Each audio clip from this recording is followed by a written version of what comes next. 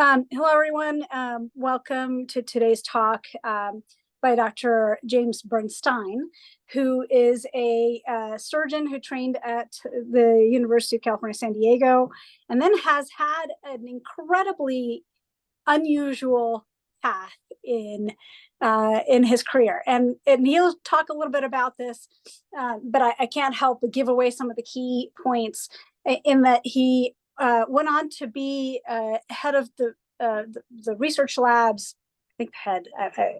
I'm attributing things now that Dr. Bernstein can correct, but worked in the research labs of the Jonas Salk as of the Salk Institute polio vaccine, and then went on to be in the Department of Health in San Diego to learn how to manage public and population level health and policy at that level, and then has gone on to create one of the first digital health companies in the U.S. that he, I think, I don't know if he's part of that anymore, but he'll tell us a little bit about that.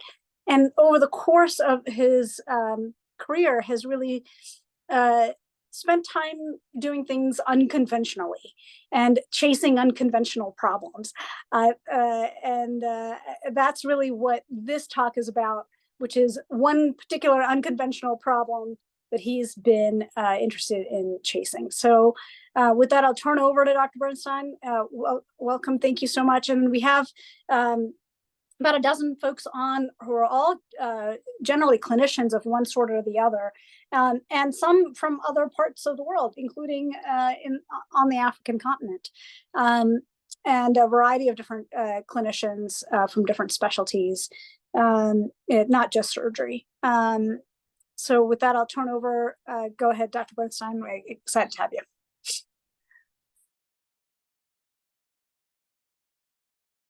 You're muted. How about now? Yes, now we can hear you. All right. Anyway, I'm very happy to be here, and I appreciate the invitation. I'm looking forward to it. An interesting discussion. I wanted to let you know a couple of key parts about my life, because I think it's critical when you listen to somebody opining about stuff that you know a little bit about their background. I'm trained as an internist and a surgeon. I finished up with Marshall Orloff at the University of California, San Diego. And from each of these people, I've learned something. And what I learned from Dr. Orloff, and I guess everybody who's in surgery knows that, it's much more important to know what you don't know than what you do know. So the older I get, the less I know. When I worked with Jonas Salk at the Salk Institute, the most important thing that I learned from him was that most people in their lives don't do big things. And people like him who did big things are always getting badgered by people to do another big thing: cure cancer, cure heart disease. So I have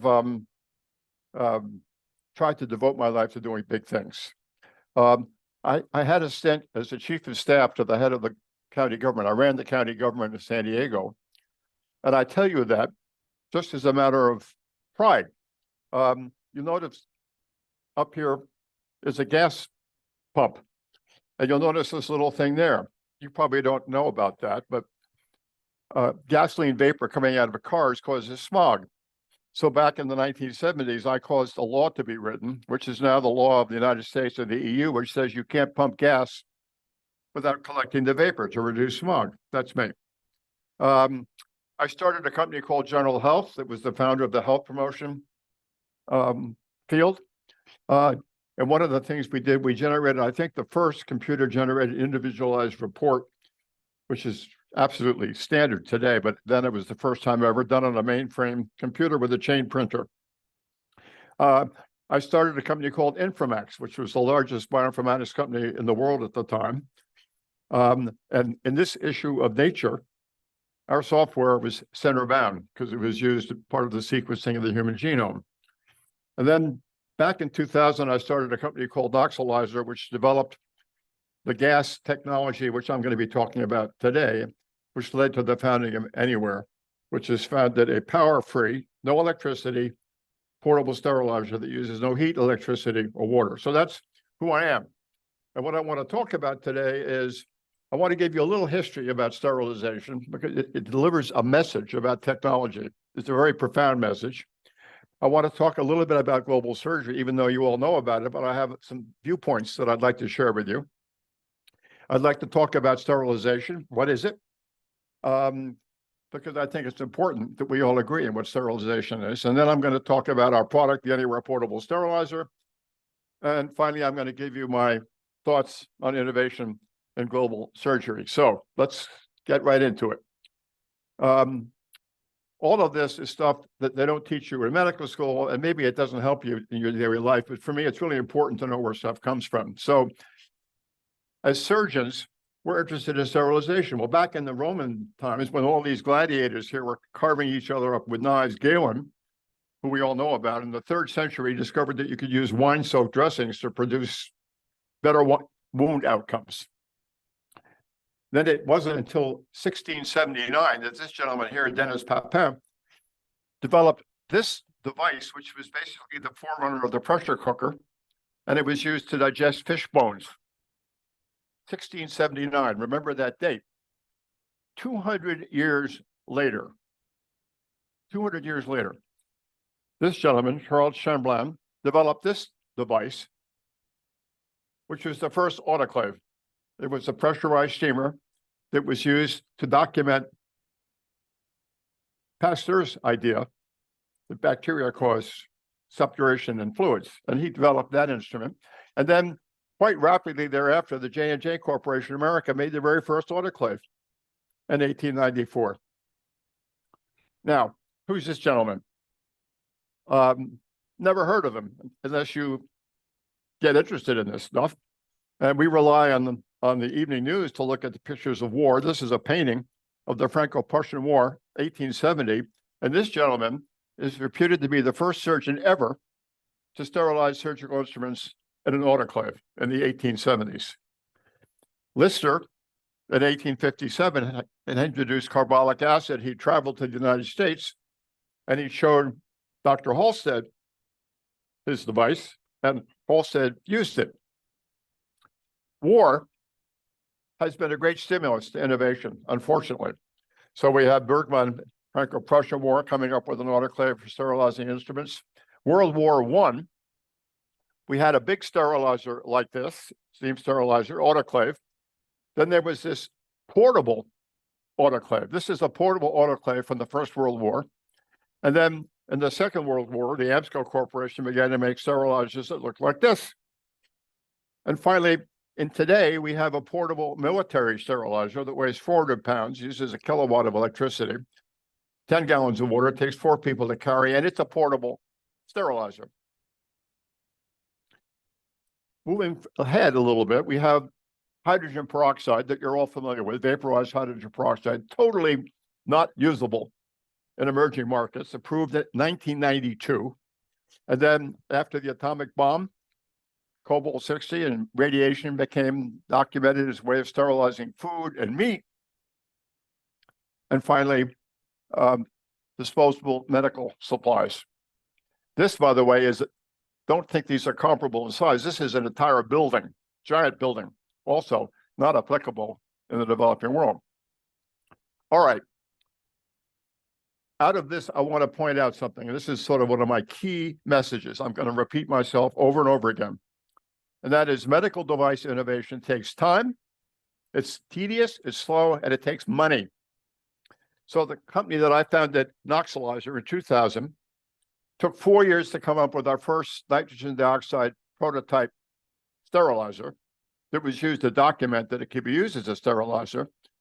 It took another 12 years to get this first FDA cleared sterilizer, and another almost 10 years to come up with this sterilizer today, which is being used by major pharmaceutical companies to sterilize pharmaceuticals and implantable devices. Well, anywhere is no different than that.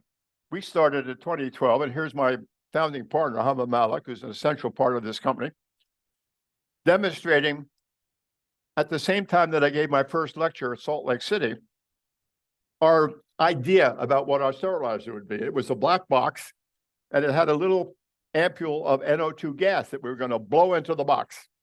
Brilliant idea. Well, it took us until 2018 to come up with a prototype that worked, which we showed to the military, and they found a few things they didn't like about it. And it took us another 6 years to come up with what I'm going to talk about today, which is this sterilizer. 12 years to go from here to here. It takes a long time, and it costs money. That's a summary, a visual summary, 1850 to today. And that's all we have to show for it. So most people are unfamiliar with the history of sterilization and the innovations involved, but it's important that you understand that there have been very few, been very slow, and it's been very expensive. Okay, part two. I want to talk to you a little bit about global surgery and my views of it, which I'm going to come back to at the end. So it's hard to believe, but true. But what I'm showing you here on this slide, which gets repeated over and over and over again, everywhere you go, came out of the Lancet Commission study, which was published in 2015. And you all know these numbers, 5 billion, 150 million surgeries worthwhile, so on. That's the mantra. What is less well known and what's less often described, because we're doctors, we're not business people, are the economic consequences and the value of safe surgery. And these are numbers which we don't banty about, but they're really important in terms of the future of global surgery. The first one is really important, and that is by 2030, which is just around the corner, it's estimated there's going to be $20 trillion of lost global GDP. 12 trillion alone in Africa. That's a lot of money. And that's from the 30% of the worldwide diseases that can be treated by surgery. So that's a very important number. What is the cost of surgical site infection in the developing world? Well, it increased healthcare costs 3 to 4 times. And I've done a little studies of this. And if you look at all the studies that have been done, the average for excess costs for each case in sub-Saharan Africa is $14,000 for every case of surgical site infection you get. The other number, which is bantied about, and by the way, you do this, and I do it, and it's quite interesting. If you ask your friends, well, are you familiar with TB, AIDS, and malaria? And they'll say, yeah. And then you say, is it a big deal? Oh, yeah, it's a very big deal. Is there a lot of money spent on it? Oh, yeah, a lot of money spent. Well, then you say to them, if X people die every year from TB, AIDS, and malaria, what's the multiple of X that die from post-operative deaths from the lack of safe surgery? They don't have any idea. It's 6X, 6 times. And that number is probably bigger than that. And then the last number is one which nobody talks about at all, but it's really important. And that is, what is the cost of the patient who doesn't get safe surgery? The patient who has to go 6 hours to get their incarcerated hernia treated or their C-section done, 6 hours down the road, only to find when they get there that the power's out. And that $4 trillion is the estimated annual welfare loss in low and middle income countries from the lack of surgery. So I wanted to just reiterate that, because we do a very bad job talking about this, in my mind. Now, the other thing is, you know this expression, global surgery is the stepchild of global health. You don't find too many articles about global surgery like this one here, which was in the New York Times in 2016. You don't see them. If anybody finds an article like this recently, I'd like to know about it. Please send it to me. We do know that there are 4 big reasons why people don't get surgery. And I'm talking about these big 4 because I want to focus on the ones that we as surgeons can do something about. We can't do something about everything. Timely means that there's got to be a facility where when you get there, you can get an operation. That's what timely means. And that's basically a composite of everything else. Surgical capacity is all about what we do. I'm not going to talk about that today. That's a whole nother lecture about which I have some pretty strong views. But if you don't have surgical capacity, you're wasting your time. And then safety, which is what I'm talking about today, is you need to be able to do surgery safely, which means you need sterilizers, you need anesthesia, and so on. And the last one we don't talk about a lot because we don't know a lot about it, but it has to be affordable. And I don't think too many of us are familiar with why we have health insurance today in America. But if you go back to the history of Blue Cross Blue Shield, you'll discover that Blue Cross started at the Baylor Medical School Hospital because they wanted to make sure that people there could pay for their hospital stays. And then Blue Shield was started by the mining workers in America because they wanted to make sure that they could pay for their health care. We now have this massive health insurance industry in America, and you cannot have any innovation in medical devices in America if it's not reimbursable. Nobody will invest in it. Well, if you talk about reimbursability in the low and middle income countries, you're whistling Dixie. So I'm going to focus on safety. I want to comment just briefly on why we need the Anywhere Portable Sterilizer. Looking for data that documents why you need something is very hard. But I'm sure most of you are familiar with the Africa Surgical Initiative. It was organized by my friend Pierre Impelli. And these are the 27 or so ministers of health who got together to talk about stuff. And they did a survey of, I think, 30 hospitals of 30 countries. And they demonstrated an acute shortage of water and electricity, acute, for hospitals in sub-Saharan Africa that they surveyed. So without water and electricity, you can't run an autoclave, which means you can't sterilize instruments, which is why you need what we do. That's the answer. Okay. Now I'm going to switch gears again. And I apologize to those of you who find this to be puerile. I don't think it is. I do this all the time. So this is just a little exercise. There are those bean seeds staring you in the face over here. And ask yourself, are they alive or dead? And when I ask people that, they scratch their heads. Some people say they're dead. Some people say they're alive. I don't know what you said to yourself, but they are inert, they're dormant, but they have DNA inside. And so when they get wet, they're able to start replicating. So that's an example of how we think about life and death. Now, this one is fascinating. Imagine you're in a big room full of average people, and you say, everybody in this room who's sterile, please raise your hand. How many hands will you get? When I ask people that, they say, oh, no hands. Well, of course, that's not true because there are women who've had tubal ligations and men have had their seminal vesicles severed. So sterility, and you can be alive and sterile. That's what the point I'm trying to make. And here is a fish. It's a farmed fish. All farmed fish are sterile, and they're bred to be sterile so that they can't reproduce in the wild. So that's what we mean by sterile, the inability to reproduce. It does not mean dead, but you read most of the literature about sterilization in hospitals, and it says killing bacteria.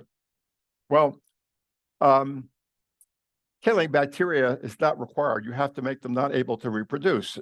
And both ethylene oxide and nitrogen dioxide do not kill bacteria. They make them unable to reproduce. So the other big question that I want to talk about, because I want to make sure we understand this, all of us, and that is, what's the difference between disinfection and sterilization? High-level disinfection means that the probability of a non-sterile unit is 10 to the minus fourth, 1 in 10,000. That's very arbitrary. It's just an arbitrary number, but it's not sterile. The definition today of sterile is the probability of a non-sterile unit of 1 in a million. And it's very interesting what's going on right now with the world of endoscopes and robotics, and that is that there's a big movement afoot to try and reduce the definition of sterile so that these instruments can be high-level disinfected because they can't be put in autoclaves. Now, boiling water was identified many, many years ago and was used as a sterilant. In fact, the U.S. Navy put boiling water sterilizers on all their ships in the First World War and the beginning of the Second World War, until somebody pointed out that spores are very resistant to heat and cannot be sterilized in boiling water. I don't know how many of you know a lot about spores, but you only get spores from gram-positive bacteria. And the spore is formed inside the bacteria, and there's a hard case that's formed around the DNA in the center of the bacteria. And as soon as it gets moist, it reproduces. So you put a spore inside a person, you have a wound infection. So the answer, very simply, is boiling water, like what you see here at a delivery room in Rwanda or Tanzania, where I forget where I took this, doesn't sterilize. So that doesn't work. Okay. Now we're to the anywhere portable sterilizer, which is why I'm here today. And I want to focus on something here because it's really important. Not too long ago, within the month, I had a conversation with a potential investor. And they said, I get it. It's easy. You figure out you have a gas that sterilizes and you put it in a box. There you are. It's easy. What's the big deal? What took you so long? Why do you use so much money? It's simple. Huh. I get asked that all the time. And I'm going to explain to you why that's not the case. And I want you to hark back to everything that I told you early on about the history of sterilization. Why did it take so long, cost so much money? So it's not easy. So here we go. I'm going to run down all the questions you have to ask. I'm not going to answer them all. I'm just going to give you the checklist because it's important. The first thing is, who's the customer? What do they need? What do they sterilize? How often? What is it supposed to cost? What's wrong with what they currently doing? And if not, what are they looking for? That's called voice of the customer research. And here's Hama Malik, my steadfast partner, actively involved in sub-Saharan Africa for a long time, talking to people who run hospitals and saying, what do you need? And she's showing them a black box. That's all it is a black box. Okay. And then Japago did the same thing in 5 different countries. It's not so easy. What about the gas? So nitrogen dioxide is smog, just like what you see on the left there. What about it?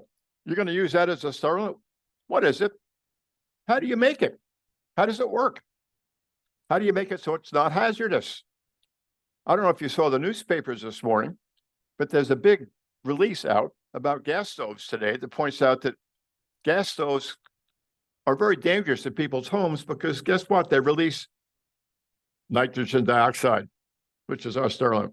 So how will you manufacture it? How will you deliver it into the box? What about material compatibility? What can you put in it? What can you not put in it? And how dangerous is it when you take an instrument out of the sterilizer? And can you fly it by air? Not easy. All those questions take a lot of time to figure out. It's not easy. How do you prove that it sterilizes? How do you document the effects of the environment?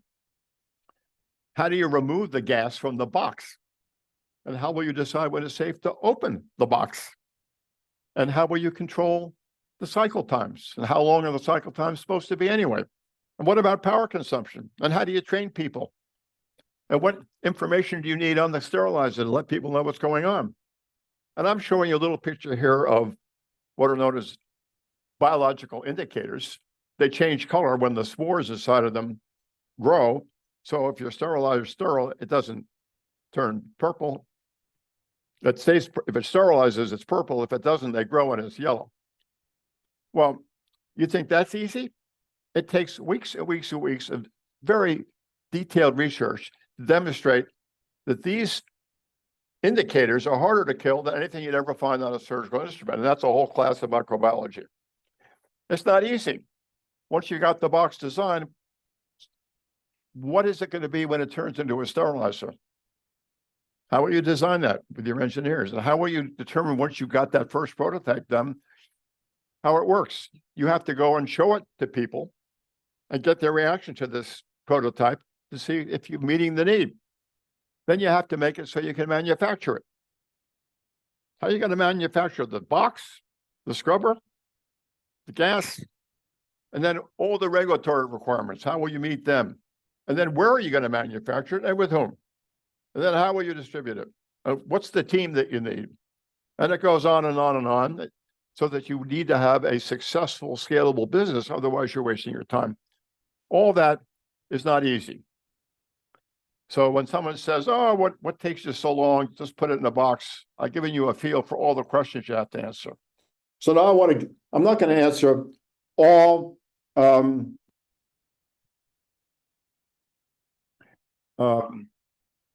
questions that I put out there. What I am going to do is just talk about a few of them. Nitrogen dioxide gas. You'd be surprised how few people know about nitrogen dioxide gas. I was at Fort Detrick a month ago, demonstrating our product to the top people at Fort Detrick in the military sterilization world, and their expert, who was there to evaluate what we were doing, did not know about nitrogen dioxide. So you look at any of the marketing reports out there about sterilization, you don't see NO2 mentioned at all, which is a shame because it's a very powerful sterilant. It sterilizes at room temperature. It has broad material compatibility. It has no residual cytotoxicity. And it's been cleared by the FDA as a sterilant. So it's a very, very good sterilant, by the way. That's the gas. How do you make it? Well, I'm not going to go into the details other than the consumable has a powder that goes into this little container here, and it has a liquid. And they pack separately, so you can't generate NO2 in shipment. But just before you use it, you take this and you put it there, and you insert that into the sterilizer. And this is what happens. This is the concentration of gas. This is time. Boom. Very quickly, you get 20,000 parts per million of NO2 inside our sterilizer, which is enough to sterilize. That takes a lot of work to design that and a lot of work to do all the documentation to get everything just right so you can titrate this to the level you want. That's how you make the gas. Well, what about getting rid of the gas, Dr. Bernstein? Now you made it. It's not a good thing. It's toxic. You've got to get rid of it. So you have to scrub it. And scrubbing sounds like it'd be really simple because we all know about scrubbers because they're in power plant smokestacks, they're in cars. Scrubbing of gases is a very well-known thing in the food industry. But the trick is how do you scrub quickly? Because a sterilizer can't take 4 hours to scrub or 6 hours to scrub. It has to do it quickly. So that's really a feat of detailed engineering, which we've done here, which is you could take all these little pellets that are the scrubbers and maximize the flow of air over them with the least number of pellets so it's not expensive to make. And we've done that. And this is what it looks like. You start the cycle, the gas goes up, and now you activate the scrubber and boom, in a matter of minutes, you scrubbed it down. Well, now you come to the question about how far down do you have to scrub it before you can open the sterilizer? Well, nobody knows. There's no information out there about that. None at all. OSHA and NIOSH have emergency exposure levels for trains that derail in Ohio, or NIOSH has exposure levels of people work in closed rooms for 8 hours, but nobody's ever done this one. So we've had to find literally the country's experts to work with us to model this and then do truth testing to find out, in fact, what's the safe level. And we're in the middle of doing that. All right. Having done all that, what do you end up with? You end up with the N1 portable sterilizer prototype, which still needs to be manufactured, that has the following characteristics. And they're all important because this is what the customers told us. It has to be portable. So you can put it in the back of a Jeep and do a circumcision clinic somewhere. Or if you're in a missionary group and you're doing ophthalmic surgery, you take it with you. It's light, 35 pounds. It will sterilize start to finish for just about 2 hours.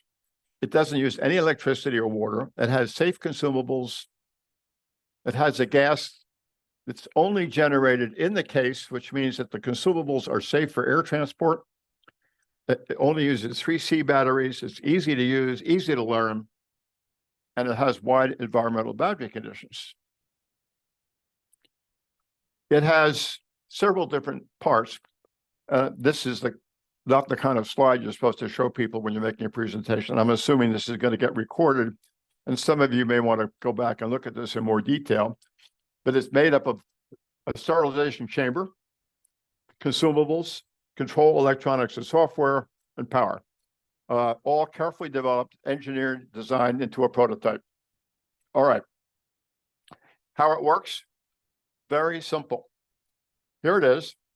The black outside container is the box that my investor friend said, oh, just put it in a box.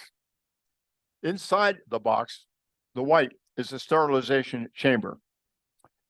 Here's a little button. You put the surgical trays here inside the sterilizer. You push the button. It starts everything. You put in the consumables, the gas here, the scrubber here, and you close the lid. And as soon as you close the lid, it activates the scrubber. And 2 hours later, a light comes on over here. You're good to go. Or you can keep it closed for up to 2 weeks and store the instruments inside the case, which is something that a lot of people wanted. So that's how it works. It's not complicated at all. And what you're looking at, to be clear, is what's known in the trade as the alpha prototype. It is a handmade prototype. It is not yet manufactured. That part of the journey remains to be done, and we're currently trying to get the capital to do that, and it's very difficult. Unbelievable, but it's true. All right. When you talk to impact investors, like we do all the time, they want to know, what's your impact paradigm? Well, it may seem obvious to you and I because we're in this every day, but it's not obvious to most people. And it looks like this. If you provide sterilization, then the people who are using it get trained and they improve their skills, and surgical sterility is done better.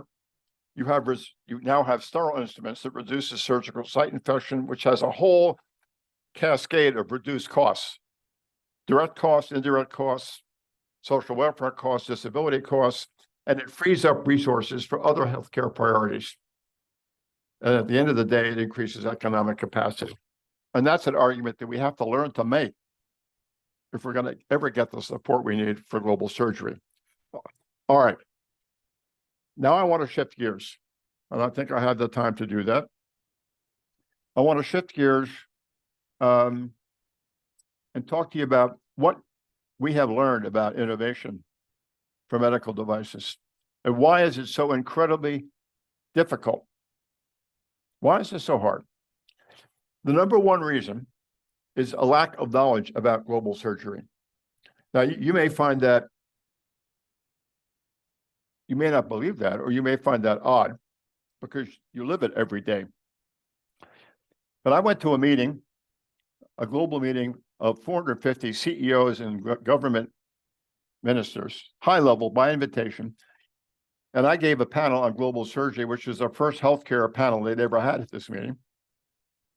And I assure you that out of the 450 people there, I did not meet one person who knew what global surgery was. Not one. Not one. So when you talk to somebody about the importance of what you're doing and the importance of global surgery, you're talking to people who have no idea. That's a big problem, which I'm going to come back to. Second problem.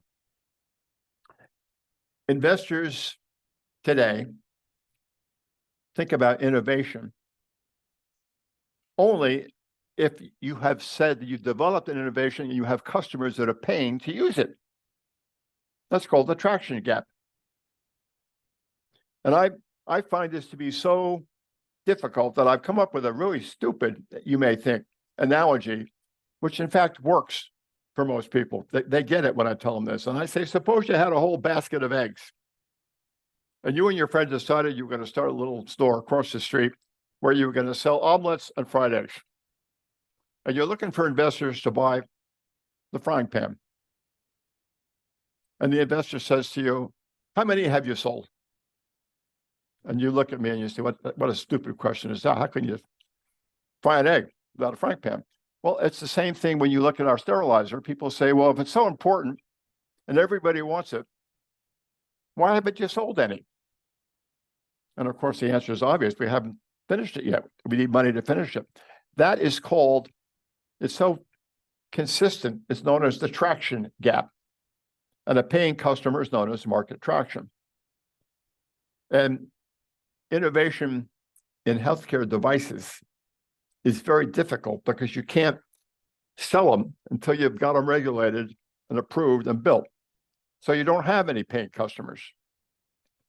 The third problem goes back to the first part, is investors only invest in what they understand and what they know. You go to a venture fund, oh, we do digital technology, or we do diagnostics, or we do early stage pharmaceuticals, or we do bicycles.